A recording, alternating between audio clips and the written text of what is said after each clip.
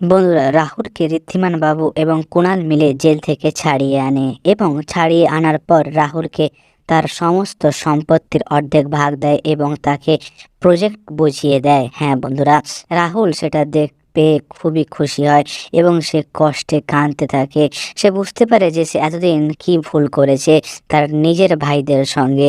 হ্যাঁ বন্ধুরা, লোকের কথা শুনে সে শুধু সর্বনাশ করে চলেছে তার নিজের পরিবারের। হ্যাঁ বন্ধুরা, সে খুবই কষ্ট পায় এবং শেষ পর্যন্ত তারা তাদের সঙ্গে চলে আসে মন্দিরের পাশে। এইদিকে দ্যুতি খুবই ইমোশনাল হয়ে ওঠে। ছোটবেলা থেকে সে ভালোবাসা পায়নি, ছোটবেলা থেকে তাকে কেউ ভালোবাসেনি। হ্যাঁ বন্ধুরা, তাকে কেউ সাপোর্ট করেনি, সব সময় তাকে বাদ দিয়ে তার দুই বোনকে সবাই ভালোবেসেছে। এই জন্যই আজকে সে এতটা স্বার্থপর, এতটা আত্মকেন্দ্রিক হয়ে জীবন কাটিয়েছে। এই বলে সে খুব কাঁদতে থাকে এবং খুবই ইমোশনাল হয়ে পড়ে। হ্যাঁ বন্ধুরা, সবাই তাকে মিলে জড়িয়ে ধরে এবং সবাই বোঝায় যে আজ পর্যন্ত কেউ তোমাদের সিংহরায় পরিবারের বাইরে ভাবেনি।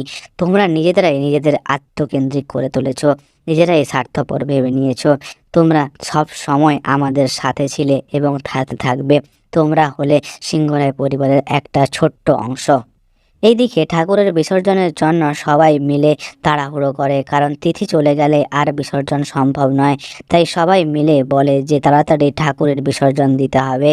হ্যাঁ বন্ধুরা, ঠিক কিছুক্ষণ পরেই চলে আসে ঋদ্ধিমান বাবু, সঙ্গে নিয়ে আসে রাহুলকে। ঋদ্ধিমান বাবু রাহুল এবং কুণাল আসতে দেখে সবাই চমকে ওঠে, কারণ রাহুল তো জেলে ছিল। রাহুলকে তার মানে ঋদ্ধিমান বাবু এত ভুল করার পরেও তাকে ক্ষমা করে জেল থেকে ছাড়িয়ে এনেছে।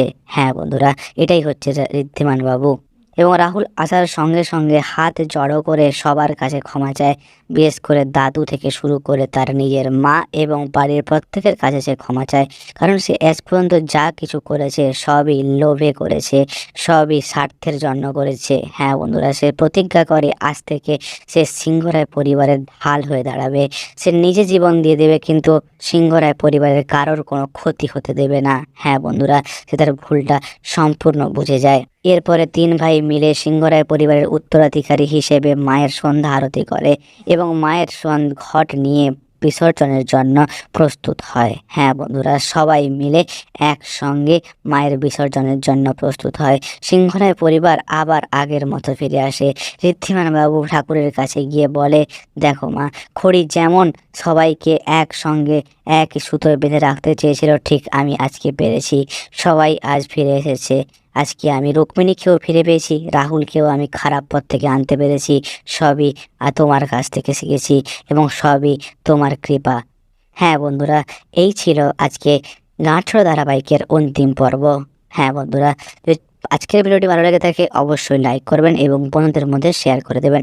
এবং পরবর্তী ভিডিও থেকে আপনারা কোন সিরিয়ালের ভিডিও দেখতে চান তা অবশ্যই কমেন্ট করে জানাবেন।